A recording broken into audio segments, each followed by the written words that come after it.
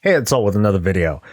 Just a little while ago, Blizzard went out and put out a post saying, hey, we want you to submit your questions for the BlizzCon 2018 Warcraft Q&A, which is going to go down Saturday during BlizzCon. This Q&A is typically for lack of a better word, they typically suck. There aren't a lot of great questions that are asked because they're asked on the fly, and there's developers and other high-level folk that are up there, and then maybe they're not prepared to answer some of these questions. So the way that they're curated in such a way that they're typically easier to ask, even if some of them are supposed to be hard-hitting. A lot of the answers aren't really answers. They're pretty dodgy. They're, hey, we're pretty satisfied. We're pretty happy with this and that, and so on and so forth. So the reason for this video is expressly because the 5 questions that I have that I already submitted onto the forums are probably not going to be asked. However, I do think that there are certain topics that I would love for Blizzard to address, and so I just want to provide some visibility here today and perhaps encourage some healthy discussion here below in the comments or over Twitter or wherever you like. So I'm going to read these questions, provide some thoughts, and wrap it up, and again, invite you to have a little bit of a talk below. So here we go. Question 1. When flying is made available in Kul Tiras and Zandalar, will there be any restrictions while in war mode, and what discussions have you had that led to this approach? So I've been asking about this ever since they even talked about war mode, the idea of whether or not there's going to be flying that's possible, because the whole premise of war mode is that you're stuck with a bunch of other people who should be like-minded, that you're there to fight each other and not necessarily for just the rewards that come with it. Ever since the launch, though, there has been a good number of folks that participate in war mode when they don't really have no business being there. And that's fine, because you take the risk. If you're going to get your butt kicked, then you totally deserved it. I strongly feel, though, that when it comes to flying and PvP, that flying it's remarkably powerful. Being able to fly is, for the most part, a weapon. It lets you choose your battles, when to engage, perhaps when to leave, and even though there is an item that lets you strike targets from really, really far away and otherwise dismount them, something like that taking over the gameplay of PvP with flight in mind, I just don't think that's a very good idea. But this is all just my opinion. I feel that when it comes to PvP, just like how you can't fly in the battleground, you shouldn't be able to fly in the open world while you have war mode activated. So I want to hear what Blizzard has to say about it one way or the other, because whatever they decide to do, depending on their explanation behind it, maybe that'll save me, maybe it'll get me frothing mad, I don't know. Question 2. I'd like to hear what plans you may have for World of Warcraft communities. Now that it's launched, I think there are a few areas of opportunity, such as handpicking communities to feature on the Battle.net launcher or the adventure guide,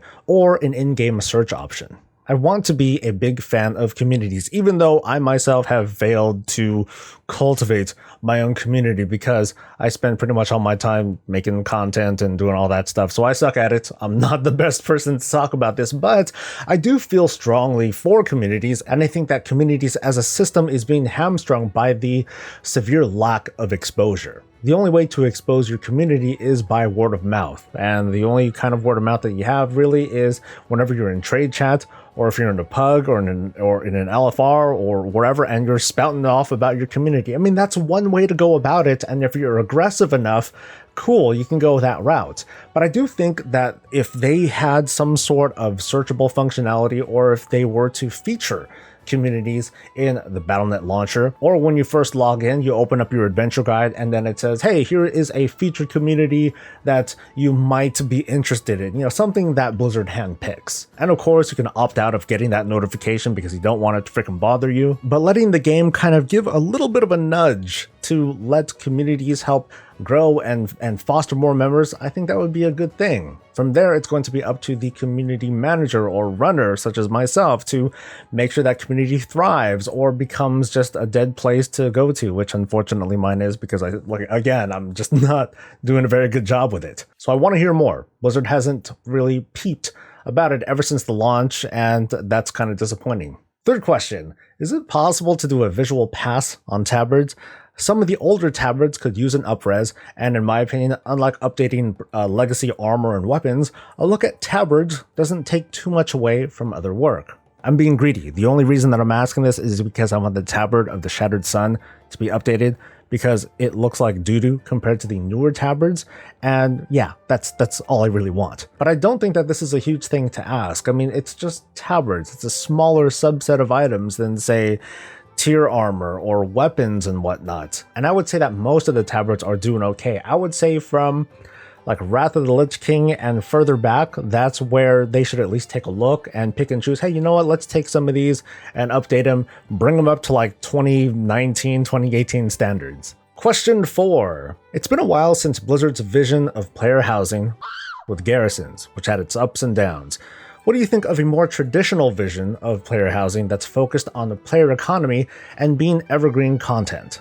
As you know, I'm a big fan of the idea of player housing. I did videos on this before, I've talked about it many times, and this is something that I'd love to ask at the Q&A. One reason that I'm so focused on this is related to the 5th question that I'm going to ask in just a moment. But when it comes to player housing, I hear the common response from fellow fans and critics that Blizzard already did it. They did garrisons, but I don't quite buy into it, even though those are the words that Blizzard used, that this is their vision of player housing. But in my opinion, I think a more traditional version of player housing would do much better. If it's a feature that's more optional and, more importantly, something that will extend well beyond the expansion that it finally comes out in, I think that as a long-term system, it's going to be a really cool thing that players will invest into, such as, you know, not too differently from pet battles or transmog.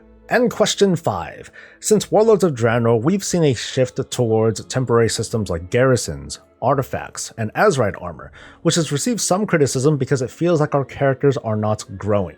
What discussions or plans do you have to address this? This one's big because the way I see it, this cuts into Blizzard's supposed long-term future for the game. Part of the WoW team's focus on the long term is the prevention of bloat. Let's not have too many talent rows because that's going to have to be addressed. Let's not have all these different abilities because that's going to provide this bloat. Let's not have artifacts carry over to the new expansion because Blizzard is going to be kind of dragging that along like a ball and chain. A lot of that makes sense because things like artifacts and Azerite armor and the garrisons, they are very powerful and they are themed, they are very strongly themed towards that particular expansion. But there is a huge drawback.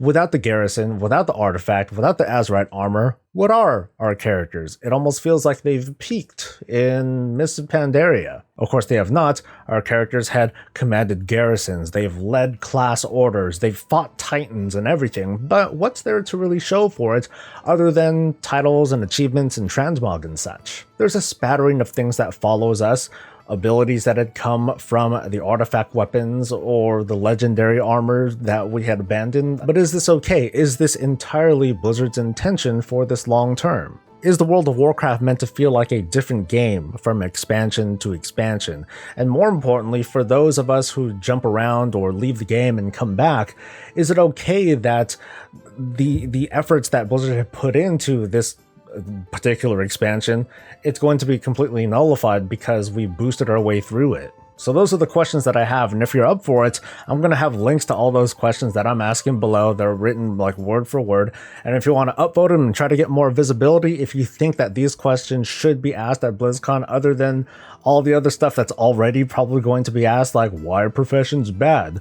Blizzard, can you make the game good again? You know, and all that sort of stuff, which are still, you know, decent questions, but I'm trying to really get into like the vision of WoW and, you know, really get to the bottom of what's going on in their heads. I'm also going to handwrite these questions in if I'm able to at the con. So, well, wish me luck.